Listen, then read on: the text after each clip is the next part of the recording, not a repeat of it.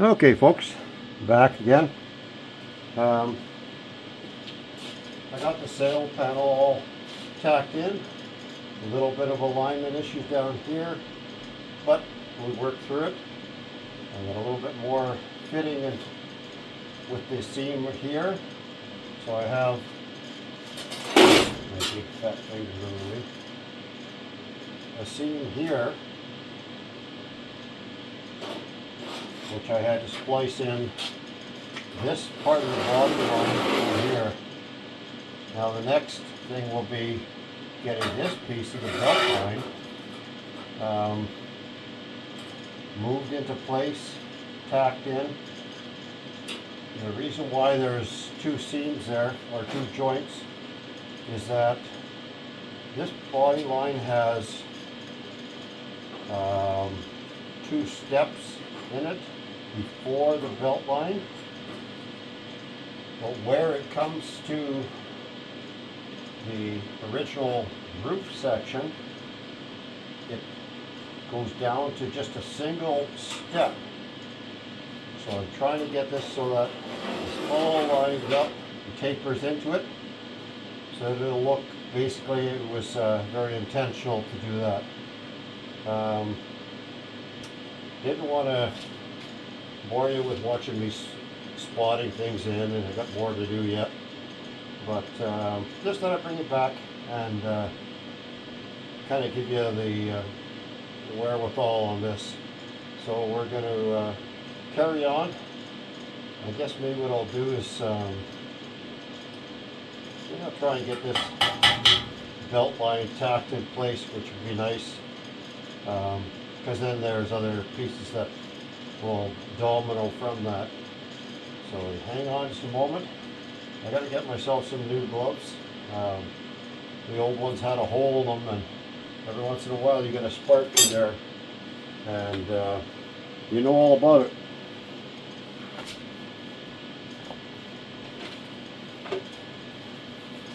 There, now look at that. Okay? Nice new gloves. I got more than my share of sparks and little burn marks on my skin. Just thinking, for today, let's put on some new gloves. The other ones, they paid their price, so it's time for them to be retired to the garbage can. And this one, because I'm going to be at that line of sight, I'll be having a seat. Alright, let's get this thing lined up. I previously lined this up just to get kind of an idea of how I was going to go about it and what height I needed to go at. And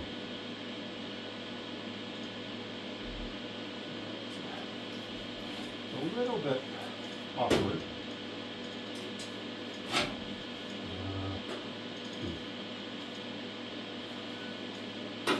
Even with practicing, still you still gotta get challenged a little bit.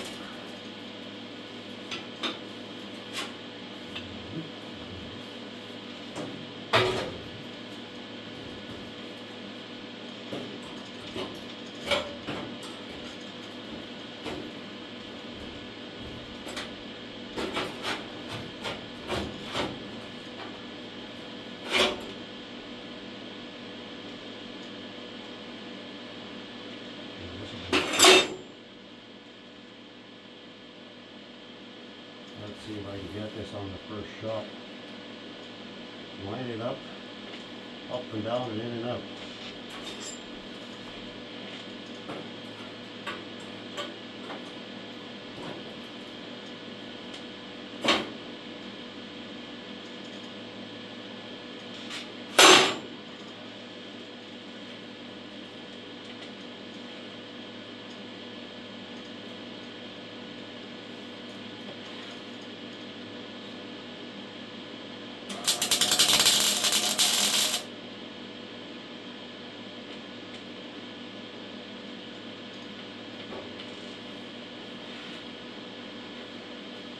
Well, it wasn't the prettiest technique, but I got it, so I'm just going to give her a little bit of a solid weld, and then I can move things around from there.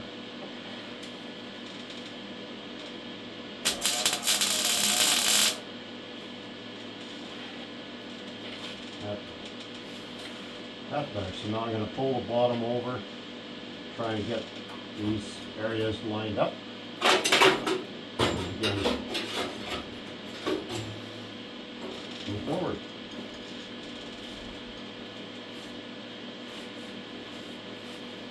Now, one of the old tricks of the book, or tricks of the trade, that I never completely understood at first until you start doing it. And what you realize is, you think that by having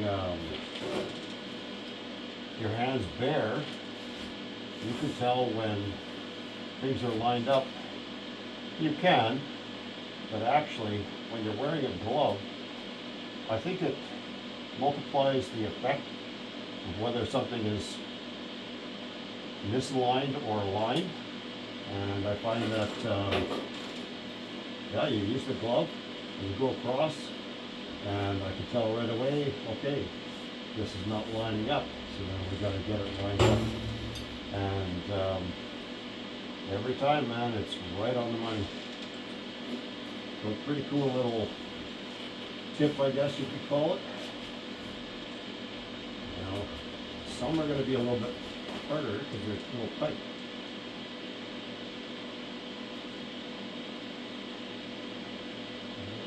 I'm going to have to pull.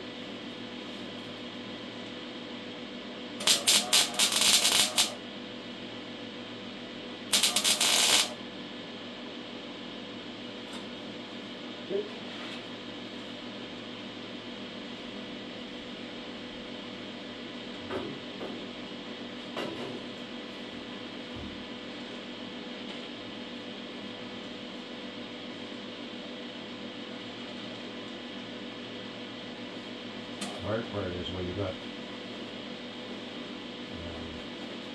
big hands.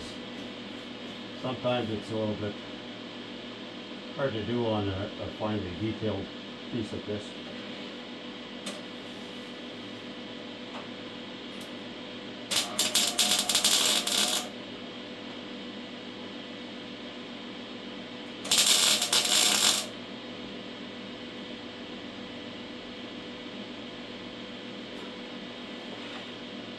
The other challenge with this, what I call grandpa eyes. Eyesight's not exactly as it used to be. So seeing stuff without the shield on or with the shield on, it's a little it's a little harder to do, but we manage.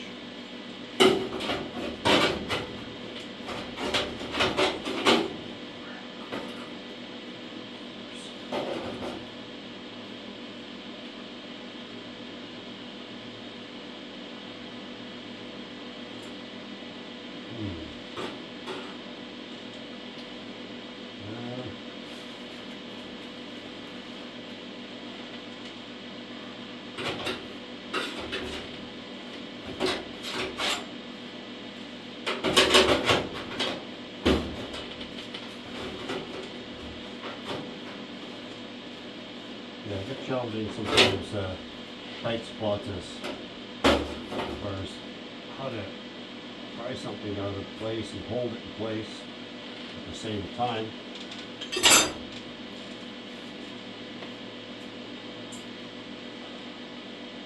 Hang on, we gotta get something a little bit skinnier. I have a bunch of different picks that help.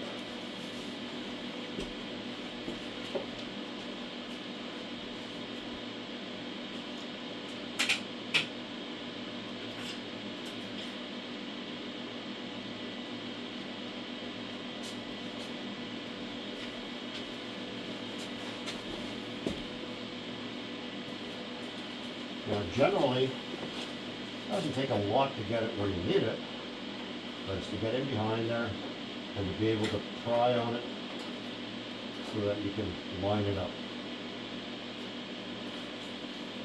And one of the other little challenges with this spot in particular is the cut is a little bit off. So it's a larger cut.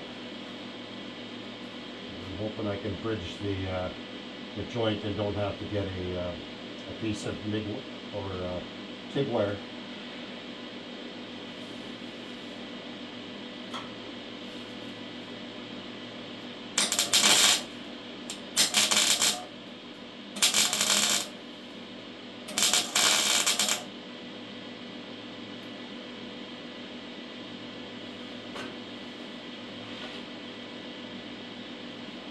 Okay, we're gonna make that a little more solid.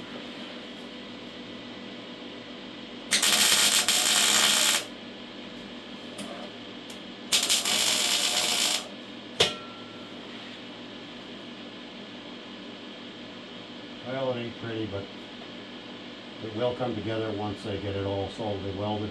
Probably for filling in here, I will grab some TIG wire, which I've done on several occasions, is using the TIG wire to bridge some of the larger gaps. And we've got some right by us here.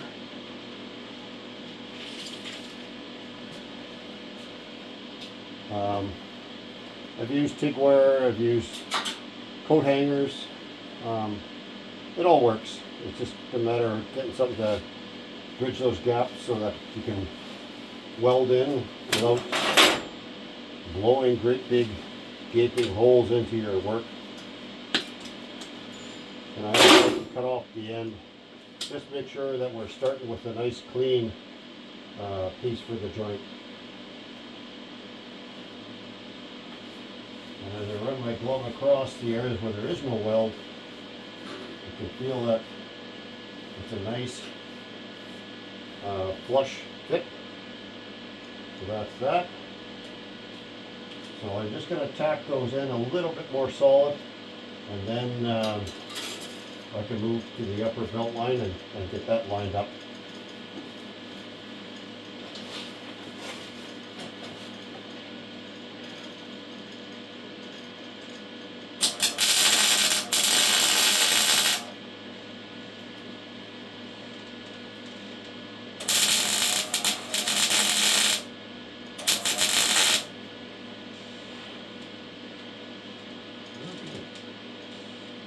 Right.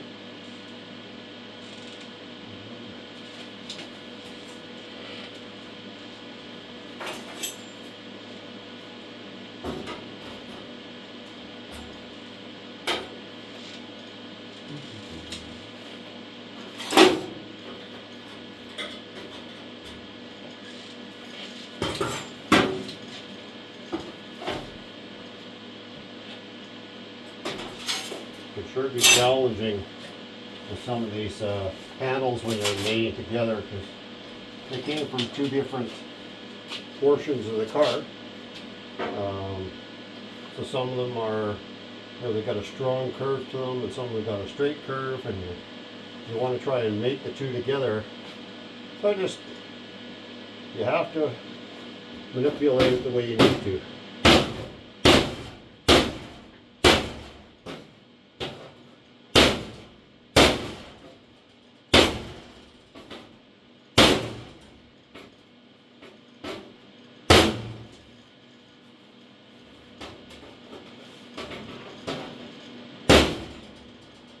Now, here's one of my favorite dollies, or I call it a hammer as well. I find that a lot of times when you have to hammer from the back side, it's hard to see what you're doing. If you've got something like this, it's got the weight, it can push it out, and you don't need to put a lot of force into it. Now this was a couple little whacks, and it's aligned that very close to where I need it.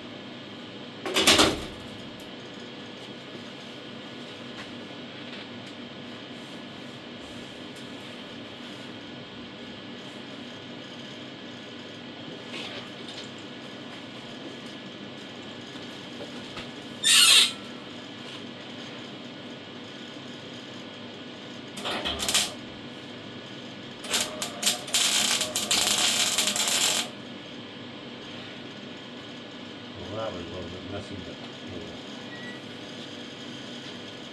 Actually, what I need to do is just clean those edges a little bit. Safety glasses.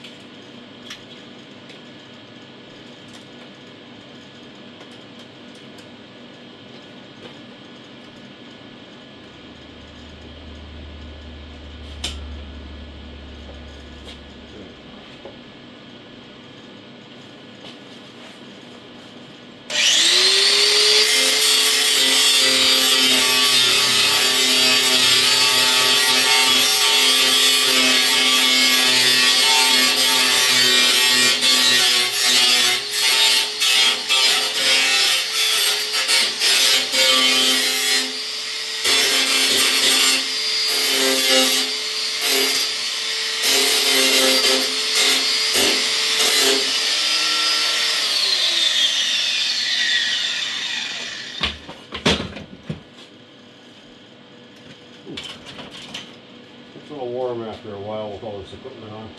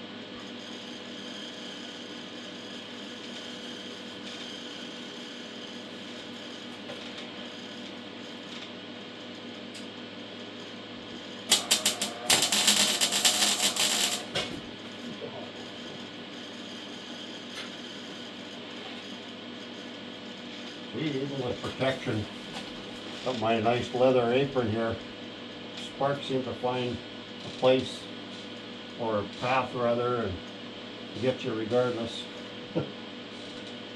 Yeah, it gets pretty warm.